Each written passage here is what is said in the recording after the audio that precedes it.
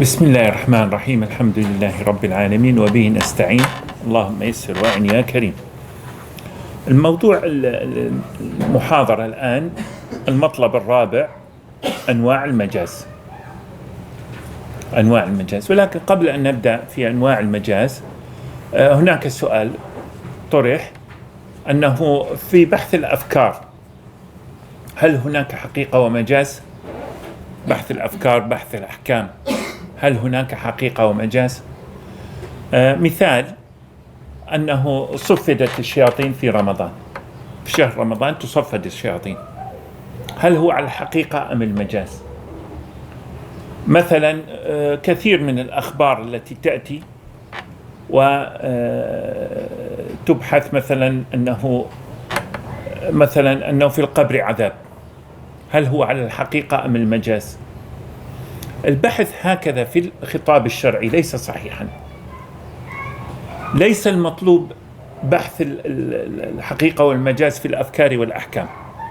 الحقيقة والمجاز قلنا أن البحث فيها في الألفاظ، المفردات، في المفردات للكلم، وليس في نظم الكلم، في التركيب، وليس في التركيب.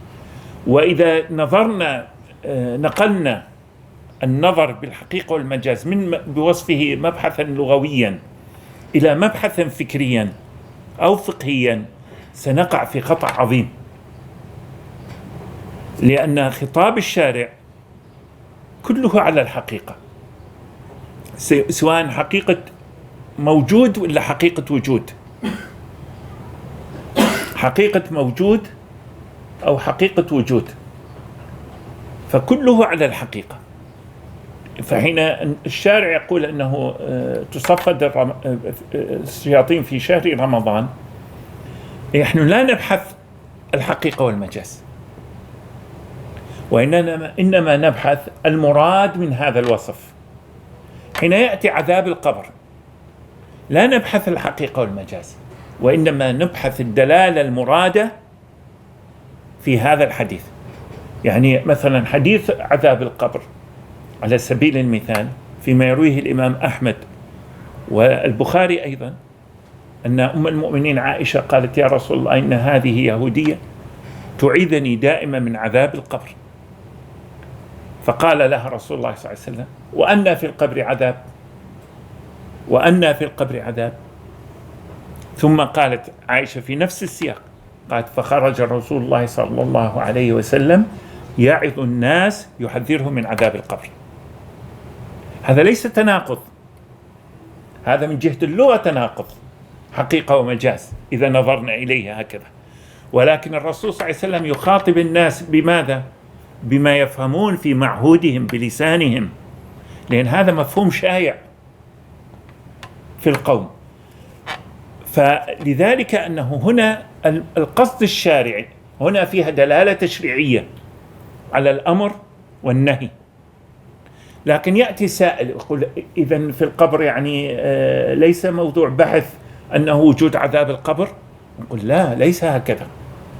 الموضوع موضوع إخبار يفيد التسليم. في القبر عذاب، نعم، أخبرنا الصادق المصدوق.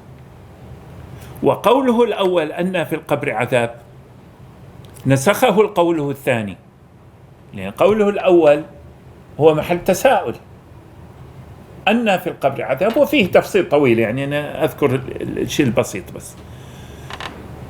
والثاني يثبت أن في القبر عذاب.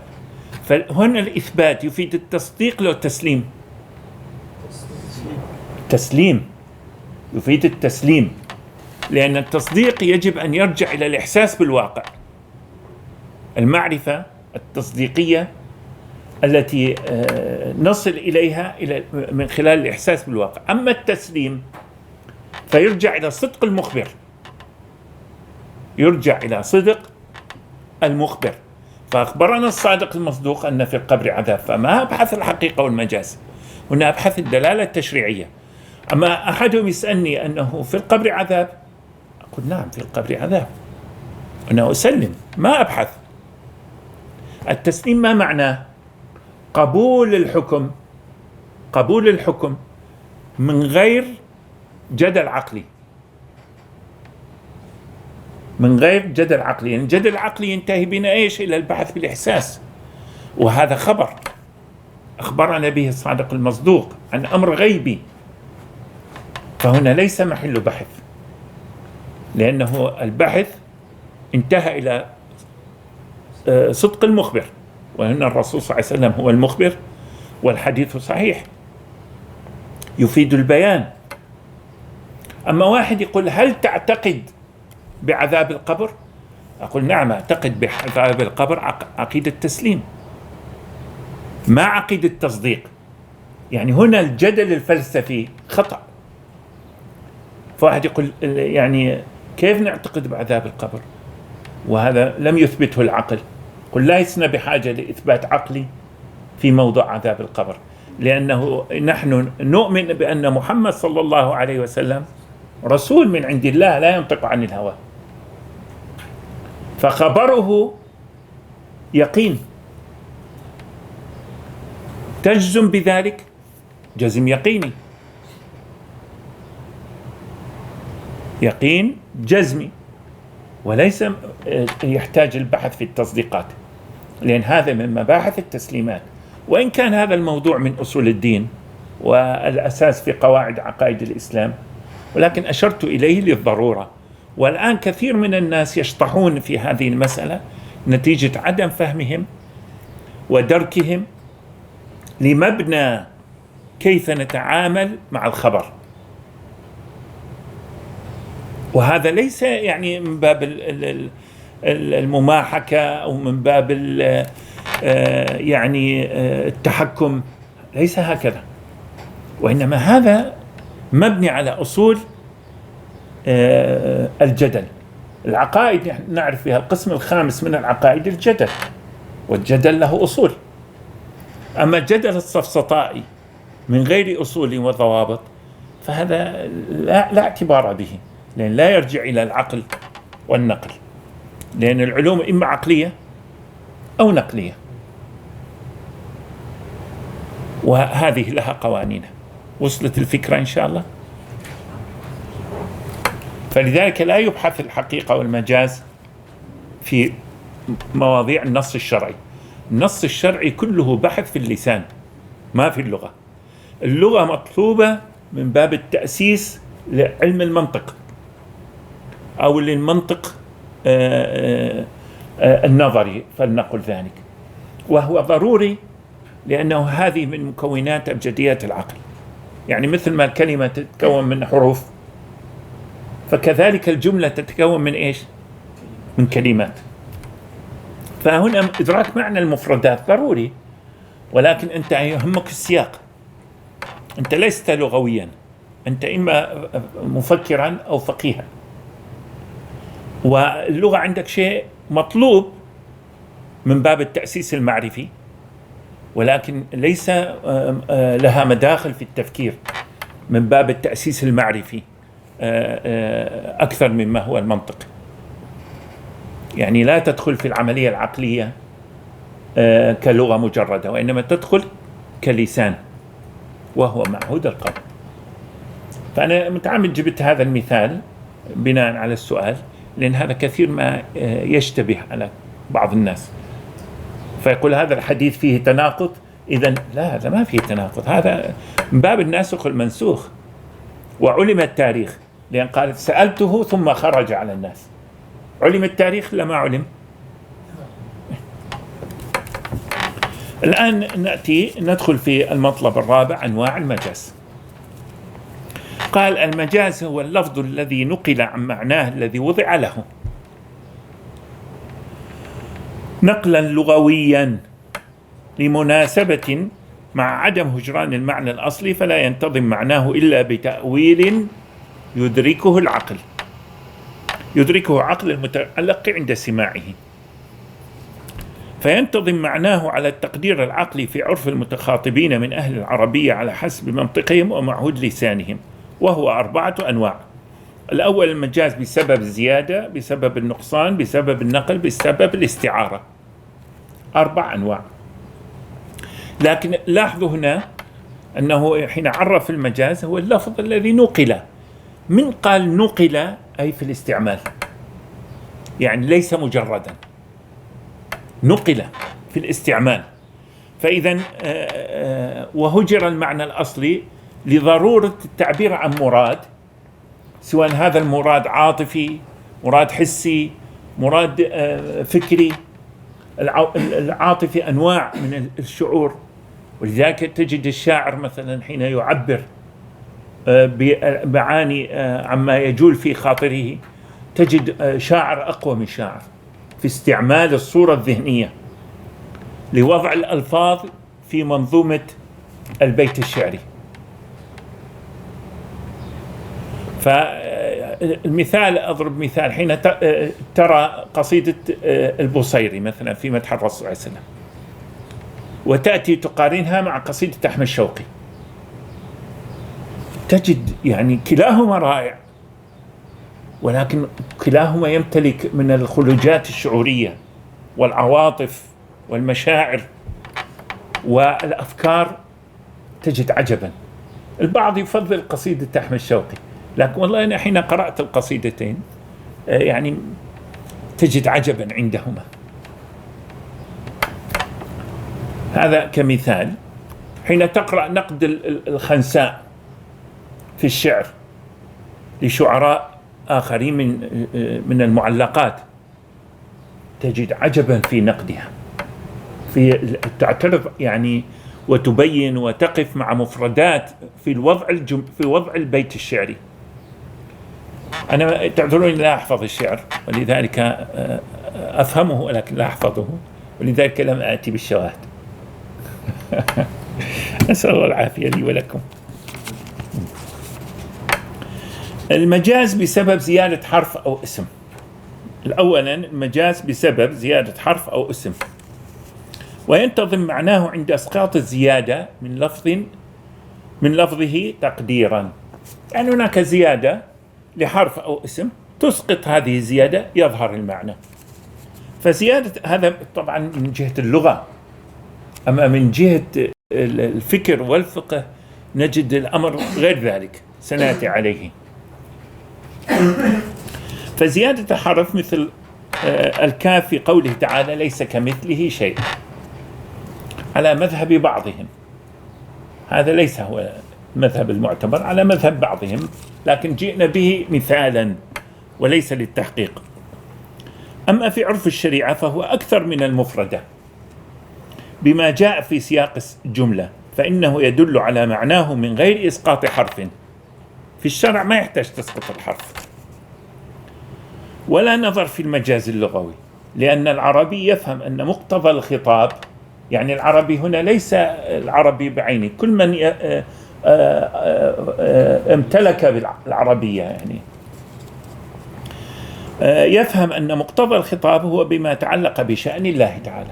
العربي رأسا يفهم أنه هذا متعلق بذات الله عز وجل، فليس كمثله شيء، انتهت العبارة، انتهى الموضوع. لكن من جهة اللغة ممكن هذا يسمى مجاز بسبب زيادة حرف. فاستعمل النفي باعتبار خصوصية الشأن في نفي المثل، هذا من ناحية الشرع. وليس من داعي للنظر في المجاز إذا نظر في النص من جهة الشرع بوصفه معنى مأخوذا من دلالة سياق الجملة المفردة،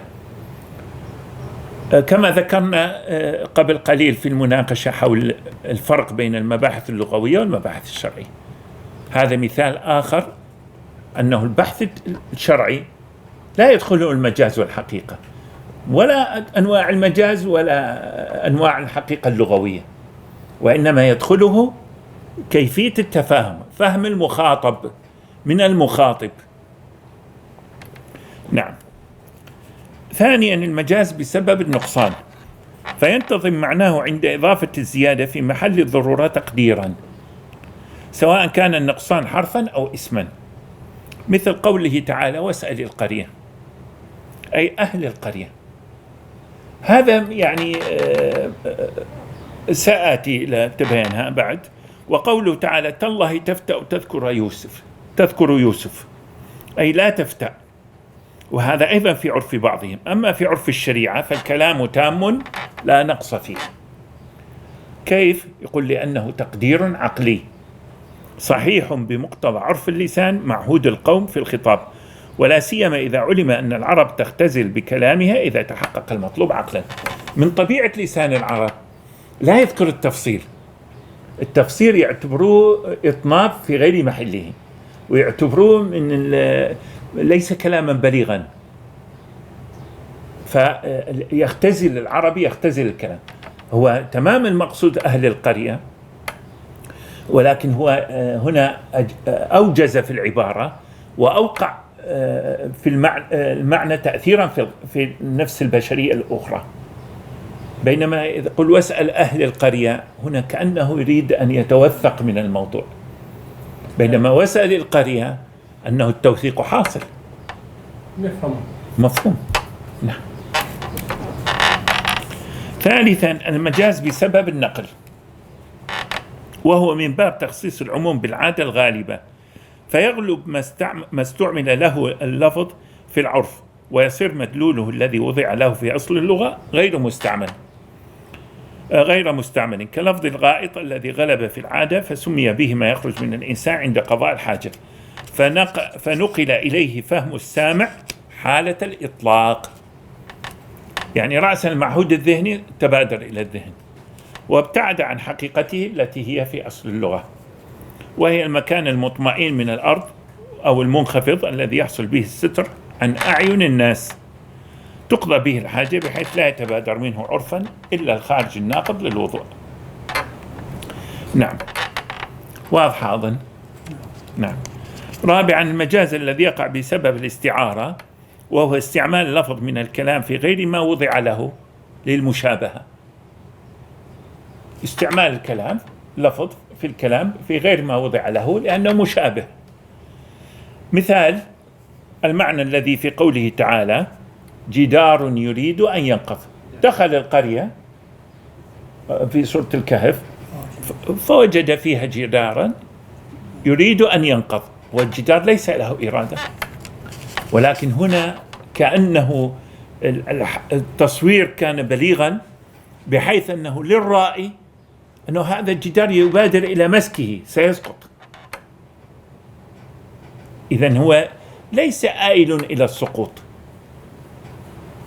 آئل للسقوط بعده بعيد، لكن يريد أن ينقض كأنه سيتهاوى، أعطى صورة أخرى.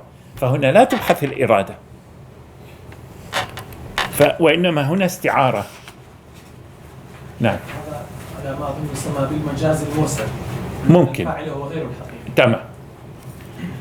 فهو قرب أن يسقط فشبه ميله إلى السقوط وهو جامد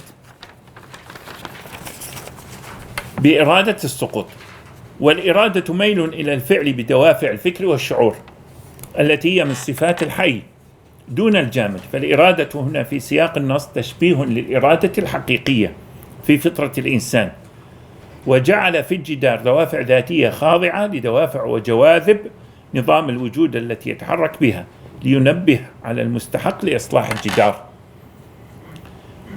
وكأنه يحث الرائي، يعني بادر الأمر لا تنتظر.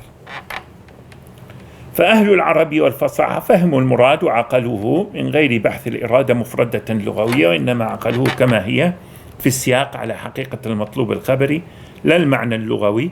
وهذا التشبيه يسمى الاستعارة بأي نوع من أنواع الاستعارة.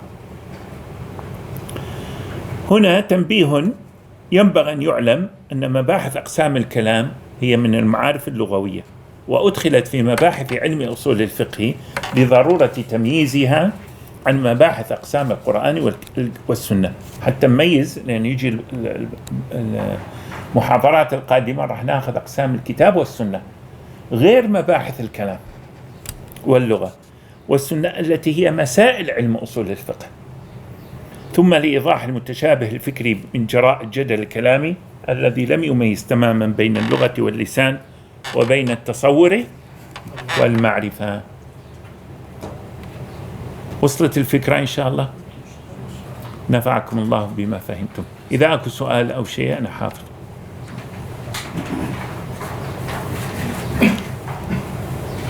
فالدرس القادم سيكون يعني في أقسام الكلام إن شاء الله، وهو المطلوب في علم أصول الفقه، هو المطلوب. نعم تفضل. المجاز بسبب زيادة حرف أو اسم. نعم. الآن ليس كمثله شيء، يعني الكاف يعني المؤكدات، يعني ما يكون مجازا إذا كان. أنت كبحث لغوي لك كذا أن تصف هذه الأوصاف، لكن إحنا ميزنا أنه يعني ميزنا بأنه في المبحث الشرعي هذا السامع بمجرد سماعه، لأنه متعلق الذات الإلهية، لأن البحث اللغوي شوف يذهب إلى الوضع المتعين، ما يقع بالحواس الخمسة، ما يقع بالحواس الخمسة. فأين الحواس الخمسة في الذات الإلهية؟ يعني حين سأل الرسول صلى الله عليه وسلم الأمة أين الله؟ قالت في السماء، وبرواية أشارت إلى السماء. هنا السؤال هذا على تحقيق المعنى وليس على تحقيق التكييف والاتجاه، لأن الله عز وجل ليس كمثله شيء. الله عز وجل لا تحيط تدركه الأبصار، ولكن أراد الإيمان، أراد إيمانها. هل هي تؤمن بالله أم تؤمن بالأوثان؟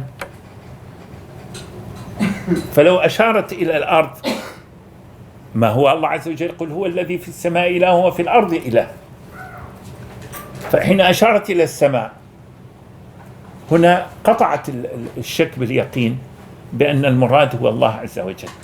وإنما لو أشارت إلى الأرض كان المحتمل ماذا يكون؟ الأوثان. فهذا البحث كل ما متعلق اللغة، حين نأتي إلى الذات الإلهية الأسماء والصفات أو ما في حكمها ينقطع البحث، ينقطع البحث تماما. السبب في ذلك أنه هذا اللغة من وضع البشري، حتى إذا قلنا أنها من وضع الله عز وجل توقيفية، هو وإن هذا الرأي فيه خلاف يعني، ولكن إذا قلنا ذلك فهي وضع لأحاسيس البشر، لمجامع الإدراك الحسي والشعوري والفكري عند البشر، فالبحث ينقطع، يعني لا يمكن البحث. ولكن لذلك قال لا يحيطون به علما. انقطع البحث لو ما انقطع؟ قطع. لا تدركه الأبصار. الأبصار ما هي؟ أبصار الإحساس، أبصار الشعور، أبصار الفكر، هاي الأبصار وما كان في حكمها. تعلم ما في نفسي ولا أعلم ما في نفسك، هكذا. وسبب طروء هذه الجدليات الكلامية هي معتقدات موجودة عند الباحثين وفرقهم العقائدية. نعم جزاك. هذه فصلنا القول فيها في كتاب مناهج الأدلة في بحث أسماء الله وصفاته، اللي يحب يراجعه يعني. نعم أكو سؤال بعد؟ نعم. المجاز بسبب النقصان، هذه الآية يدخل ضمن هذا النوع أيضا، يرسل السماء عليكم مدرارا. نعم يرسل الماء وليس السماء. نعم وإلا يرسل السماء عليكم مدرارا، إذا كان قصد السماء بذاتها انتهت الدنيا كلها، انتهت. ولكن العربي يفهمها، يعني يريد أنه ما يترتب على هذا المعنى من معهود ذهني. وصلى الله على سيدنا محمد وعلى آله وصحبه وسلم. ربنا اغفر وارحم وأنت خير الراحمين. نستغفرك ونتوب إليك.